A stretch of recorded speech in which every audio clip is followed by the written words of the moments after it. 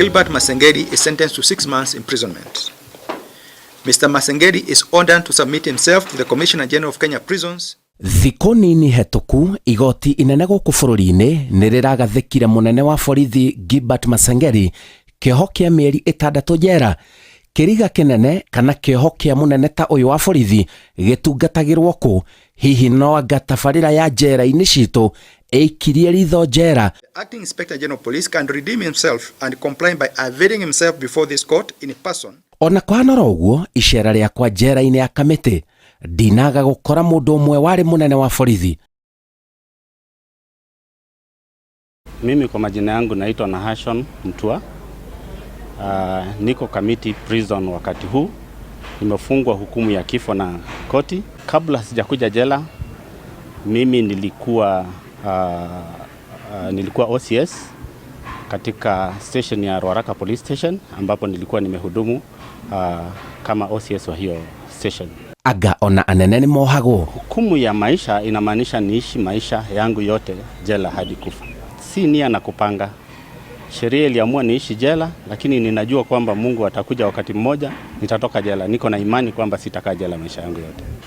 Ni jambo la kushangaza OCS akiwa jela, lakini nchi hii iko na sheria, na sheria ikisema uende jela haijalishi unakuja uwe nani ama nani.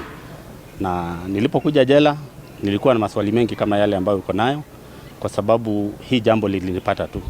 Lakini sasa nikakubali kwamba mimi niko jela, ni OCS, na nikaanza maisha mapya kama mfungwa. Uyu arajira kwina aingĩ mejera ni undu wake. Nikiwa OCS Ruaraka Police Station nimefungisha watu wengi, kwa sababu OCS ndiye ana sign charge sheet ya kila mfungwa ambaye anapitia Ruaraka Police Station.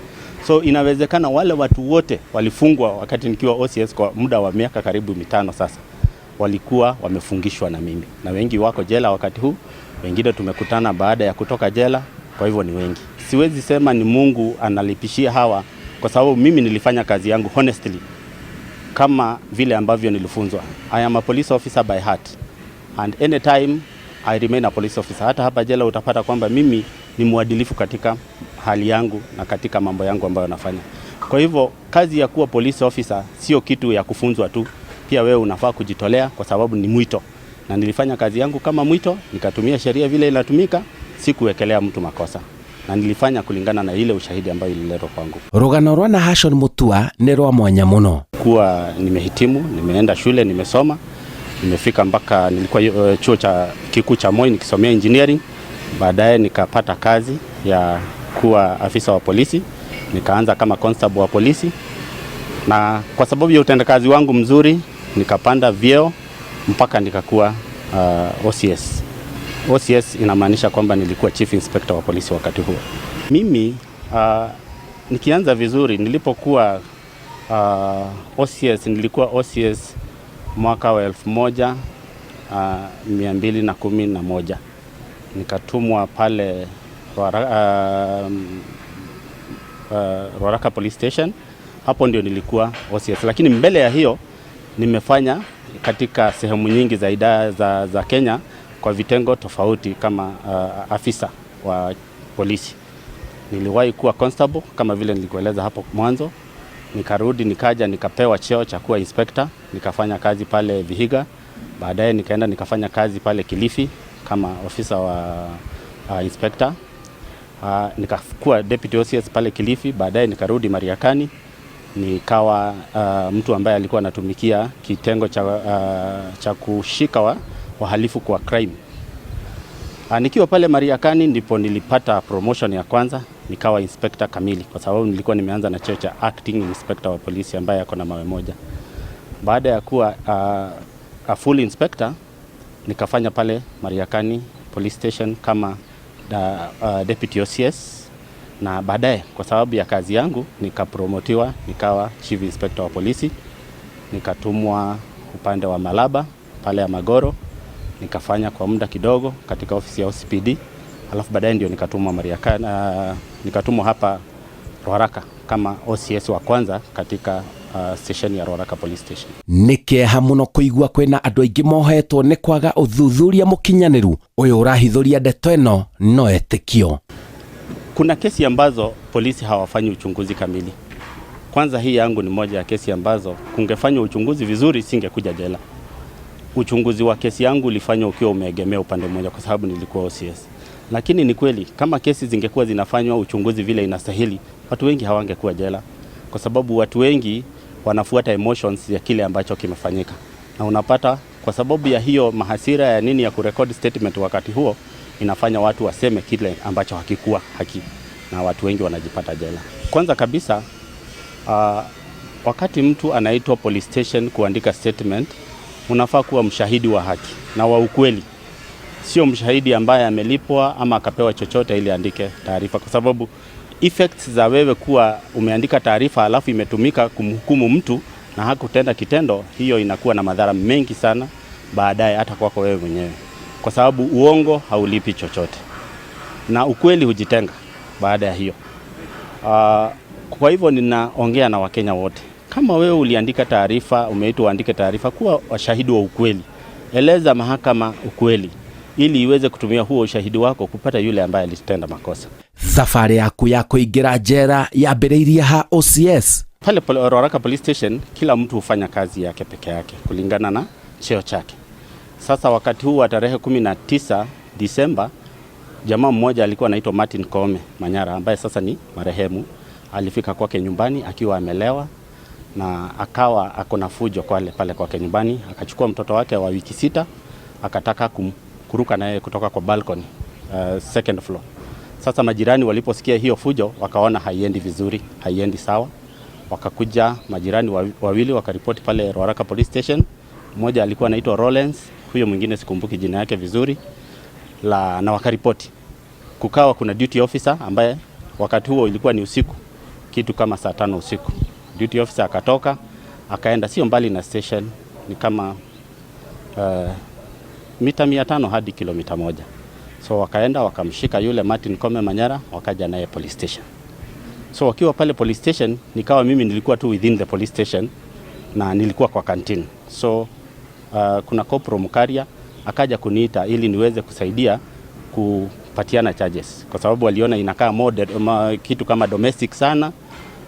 Nilipofika pale report office nikamuona yule Martin Koome Manyara, kulikuwa pia na watu wengi wa members of the public, na wakaeleza vile ambavyo kumetendeka, na nikawaeleza ingekuwa vizuri wamshtaki na hatia ya wamshtaki na makosa ya kutaka kumuua mtoto wake ama kumhatarisha mtoto wake wa wiki 6, kwa sababu alikuwa amemchukua na akataka kuruka naye kwa balcony.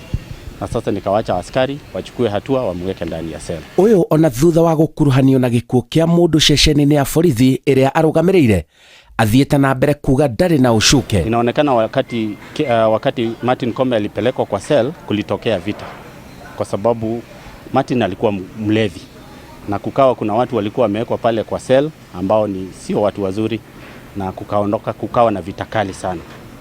Na hiyo ndio statement za kwanza ziliandikwa. Wale ambao walikuwa ni mashahidi wengi wao walikuwa ndani ya cell. Kwa hivyo walichukuliwa baadaye, wakakutana, wakaenda wakaongea na IPOA na wakasema mimi ndio nilikuwa nimeua Martin Koome Manyara. Kile ambacho ninajua ni kwamba nimejua baadaye ni kwamba mimi nilikuwa mkali sana kwa station na nilikuwa nimehusika sana kuleta wa vijana wengi jela. Na unajua Ruaraka kulikuwa na crime rate ya Babadogo ilikuwa juu sana, wakati ukiangalia crime rate by 2011 ilikuwa juu sana. So nikawa mimi sina huruma kwa watu ambao walikuwa wamepatikana na makosa, wanaenda jela, na wakawa wako na kisasi na mimi sana kama OCS. So hii kesi sikuhusika kabisa. Lakini wakati walipata nafasi, walienda wakabadilisha hizo taarifa na wakaona ndio njia rahisi ya kuniondoa kama OCS wa Ruaraka Police Station. Ena kioneki onohetwo gutura njera no akauma. Mimi hapa ni mwalimu, nafunza chemistry na physics, na pia ni paralegal. Ninasaidia wengi ambao hawajui kusoma na wale ambao hawaelewi kesi zao kuzielewa, na ninawaandikia submissions kotini, ninawasaidia. Ni paralegal wa Justice Defenders, walinitrain, na hiyo inanisaidia sana. Inanisaidia sana kwa sababu imenisaidia kusaidia wengi wakatoka jela na wengi wakaweza kujijua, na hata ninawacancel wale ambao walitenda, ninawasaidia kuangalia another alternative ya maisha, na wale ambao hawakutenda ninawasaidia ku understand their bitterness and to live with waondoke na hiyo bitterness ili waweze kujijua zaidi na kufanya mambo ambayo yanaweza wasaidia hata wakitoka jela. Sina hofu moyoni.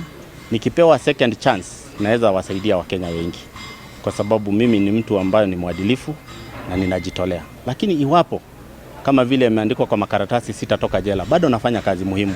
Nasaidia watu, ninawasaidia kujielewa, na ninafanya kile ambacho Mungu ananifanya ninaridhika kwamba nawasaidia. Na mimi si mtu ambaye nimepotoka.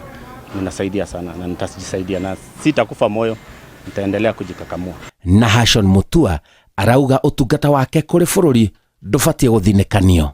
Niko na familia, niko na mke, na niko na watoto 6, wasichana 4 na vijana 2. Pia niko na wajukuu 2 na wanaendelea vizuri. Kwa familia yangu na wasalimu, wanajua niko hapa jela na wanajua kwamba mimi sikutenda kitendo kibaya. Kwa hivyo ninawaambia tu mkuwe wagumu, mjihifadhi. Mungu siku moja atatenda, nitatoka mahakamani, nitatoka jela. Nilikuwa na hiyo bitterness, singependa mtoto wangu awe polisi, kwa sababu kuna mambo mengi kwa polisi ambayo hayako sawa. Polisi hachungwi na wakubwa wake vile inastahili, na wakati kitendo kimetokea anaachiliwa, anakuwa sasa amebeba mzigo peke yake, na kitu ambacho kingeangaliwa vizuri hangekuwa jela. Mimi mpaka sasa sijapata any benefits ya kazi ya polisi, isipokuwa ule mshahara nilipata mpaka wakati nilisimamishwa.